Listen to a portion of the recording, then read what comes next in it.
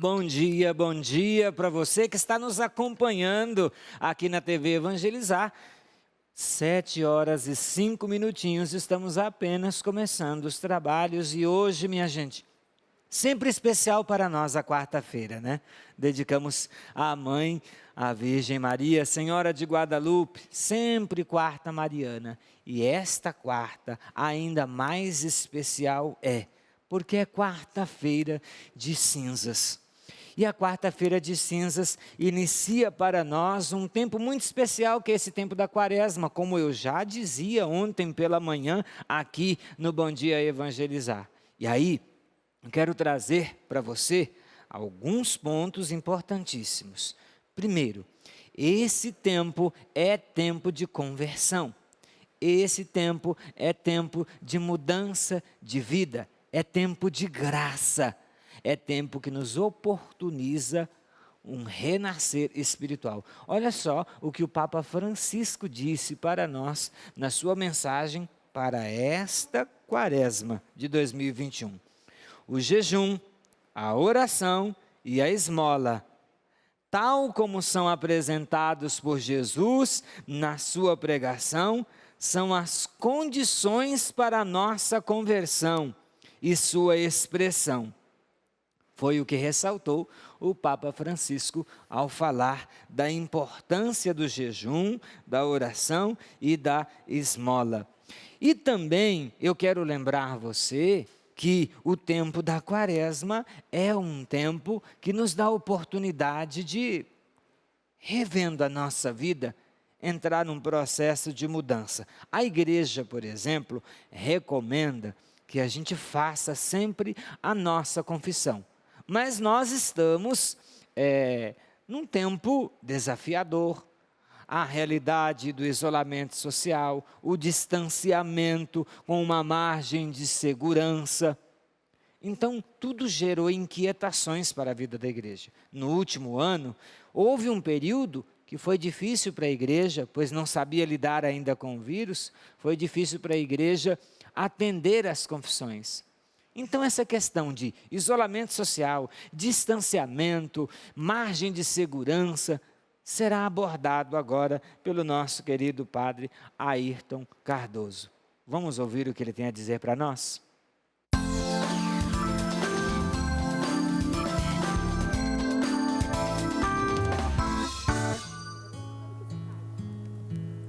O Newton Gouveia, do Amazonas, ele pergunta o seguinte: Padre, é possível confessar à distância ou não?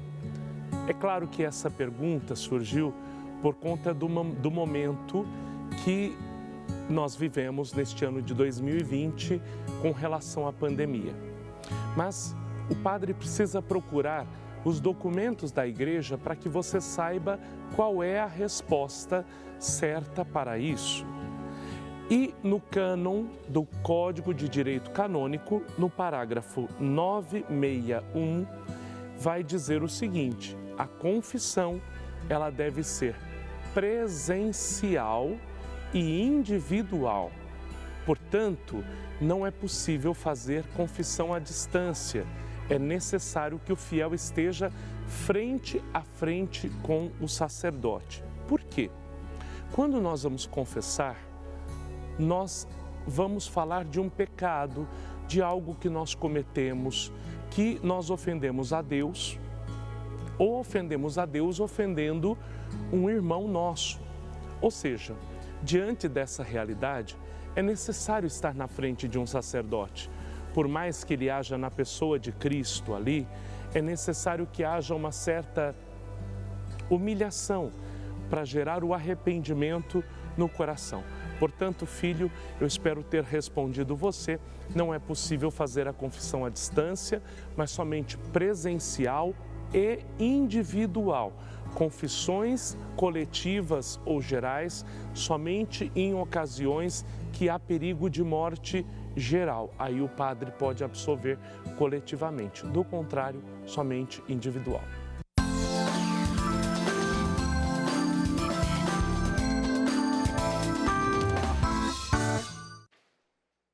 Viu só?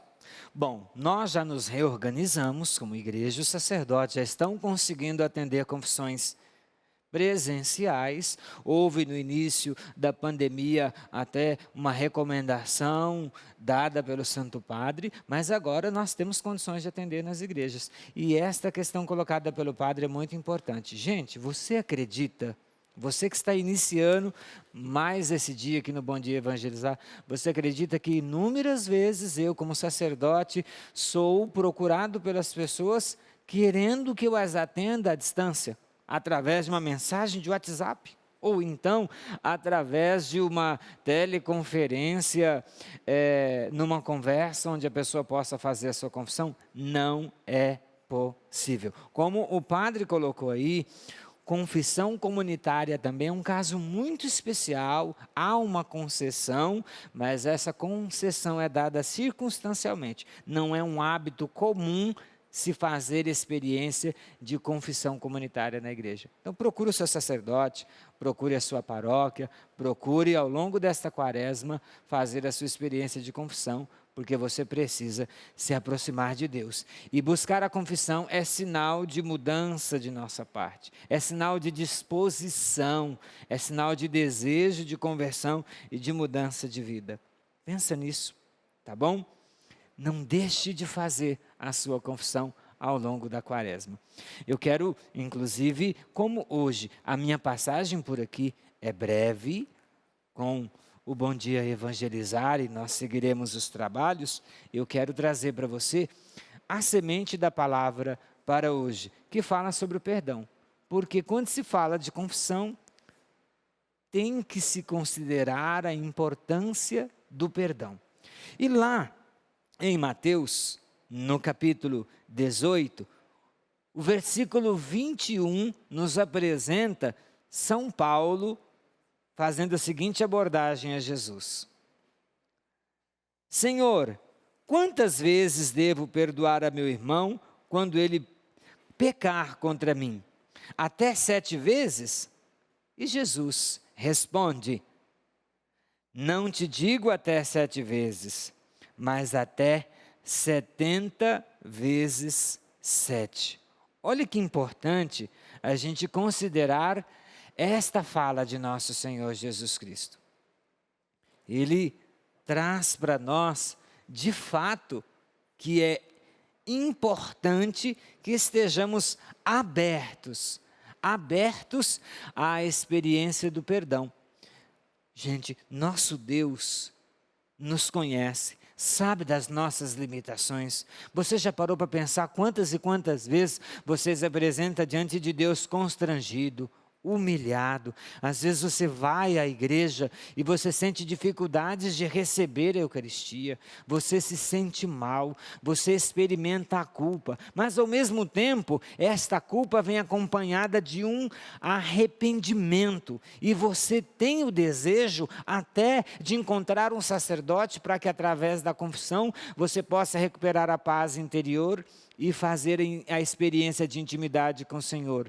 Você recebe o perdão de Deus. Ele não fica calculando quantidade de faltas de sua parte. Ele perdoa sempre. Nós precisamos nos abrir à experiência do perdão nesta quaresma, para que do mesmo jeito que o Senhor nos perdoa abrindo as portas do céu para nós, a gente possa perdoar o nosso irmão que nos machuca, que nos fere. Nesta quarta, iniciando o nosso tempo quaresmal, nós queremos lembrar você, somos pó, necessitamos da misericórdia de Deus nosso Senhor, por isso o Padre vai abençoar juntamente com a água hoje as cinzas, que a água possa ser fonte de cura e de restauração para as nossas vidas, que as cinzas passadas sobre nós nesta quarta sejam um sinal de nossa disposição por mudar de vida, sinal de nossa disposição para oferecer o perdão ao outro, perdão que Deus nos oferece incondicionalmente. Abençoe-te e a esta água e estas cinzas, o Deus Todo-Poderoso, que é Pai, Filho e Espírito Santo. Amém. Nosso Deus é fonte de perdão e de misericórdia. Não se esqueça, continue ligadinha conosco em nossa programação. É tempo de graça, é tempo de misericórdia. Vamos para o nosso intervalo, mas continue aí, porque nós estamos apenas iniciando o nosso dia aqui na TV Evangelizar com você.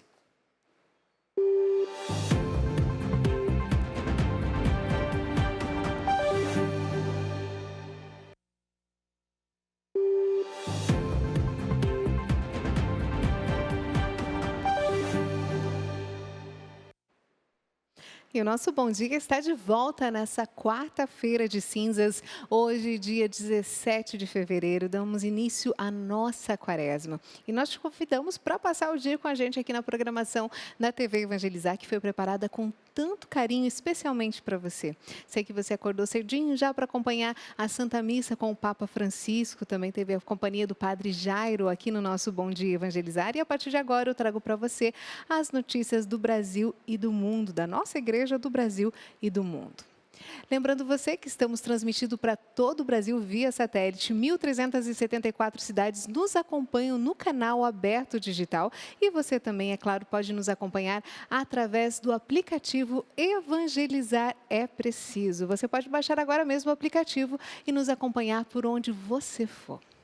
Aqui no nosso Bom Dia, todas as quartas-feiras, nós falamos da devoção mariana e aproveitamos as quartas-feiras para viajar conhecendo igrejas dedicadas a Nossa Senhora. No programa de hoje, nós vamos para Olinda conhecer uma igreja dedicada a Nossa Senhora do Amparo. Confira só.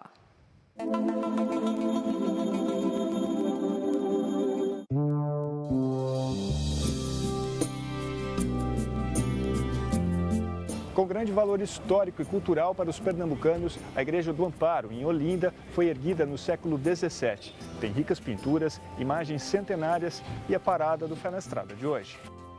Instalada no Largo do Amparo, em Olinda, a igreja foi construída em um ponto alto da cidade, prática bastante comum da época. A igreja foi construída em 1613 pela Irmandade de Nossa Senhora do Amparo dos Homens Pardos e teve o apoio da nobreza de Portugal. Durante a invasão holandesa em Pernambuco, a igreja também foi alvo dos conflitos que atingiram a região. Houve um incêndio provocado pela invasão dos holandeses aqui em Olinda, em 1631, e muitos templos aqui foram destruídos, né? Dentre eles, esta igreja, por incrível que pareça, depois da destruição com o incêndio, em 1644 já estava reconstruída. Então essas obras de reconstrução prosseguiram até quase o final do século XVIII, quando a capela, a nave da capela, o altar-mor, os altares laterais e o forro foram devidamente decorados em estilo barroco.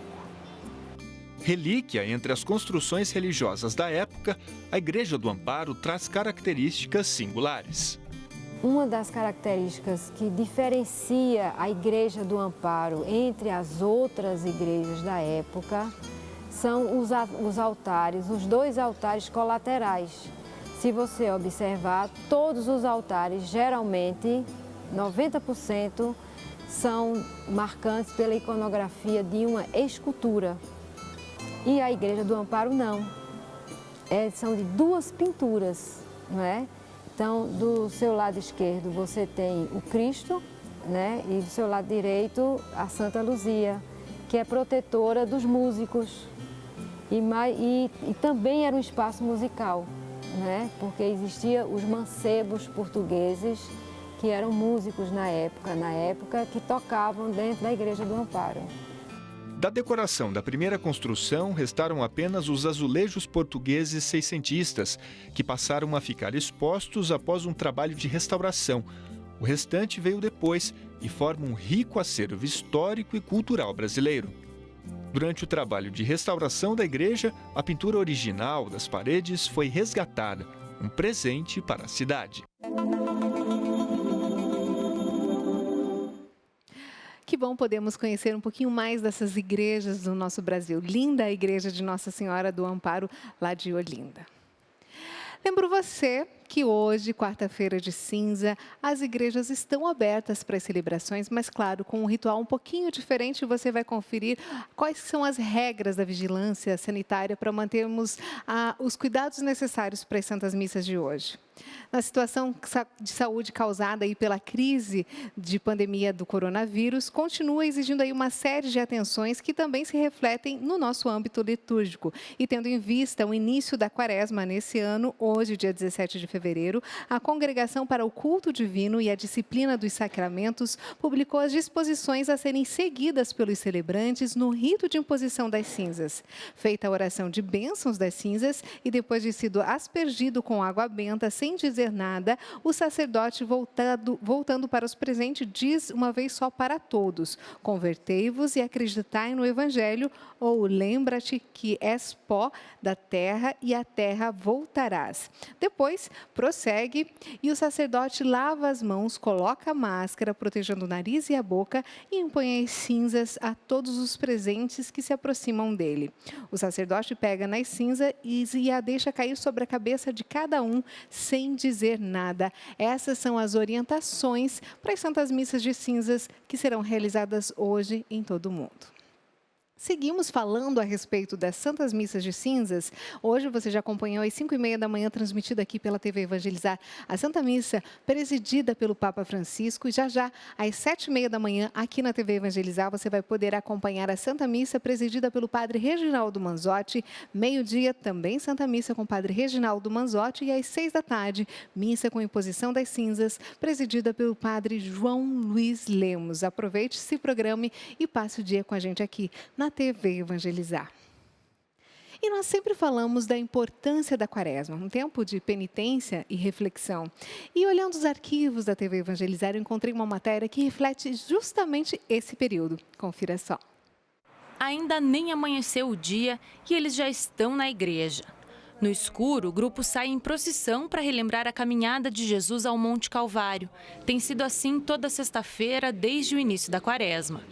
Durante pouco mais de 1 hora, eles percorrem um trajeto nas proximidades do Santuário Nossa Senhora do Carmo, em Curitiba. Um momento orante também de devoção, mas isso é muito interessante porque ajuda, né, as pessoas também a se colocar já nesse processo de preparação para a grande festa da Páscoa, passando pela paixão, morte e ressurreição, ou seja, viver também os passos, né, dessa entrega de Jesus no processo de salvação da humanidade. A penitência durante a quaresma é uma prática comum em muitas famílias. É uma maneira de esquecer as próprias vontades, se privando de algo e ao mesmo tempo elevar o espírito, refletir e se transformar.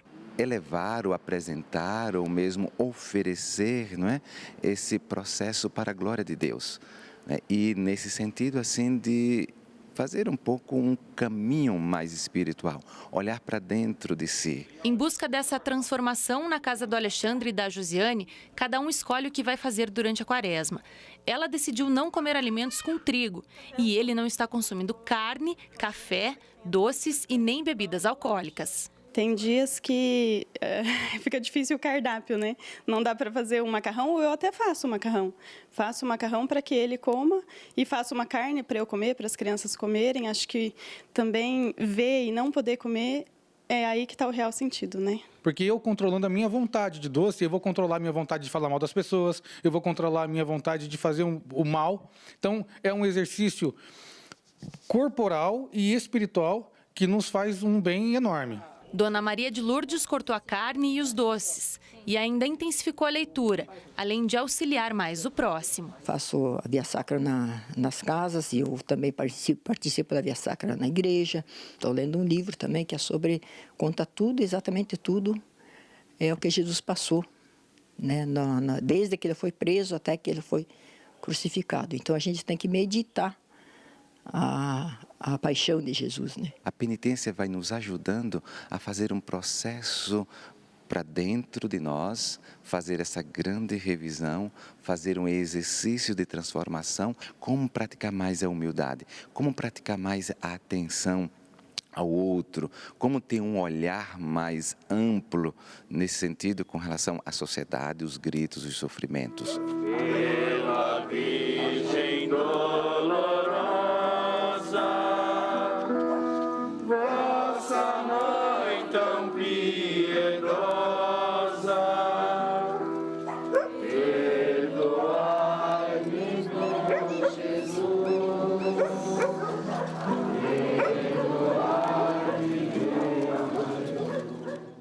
Lembramos vocês que esse material foi gravado antes da pandemia, por isso não estavam usando máscaras. E assim chegamos ao fim do nosso Bom Dia Evangelizar de hoje. Vem aí a Santa Missa ao vivo, direto do Santuário de Nossa Senhora de Guadalupe de Jesus das Santas Chagas, Santa Missa presidida pelo Padre Reginaldo Manzotti. Amanhã nós nos encontramos em mais um Bom Dia Evangelizar.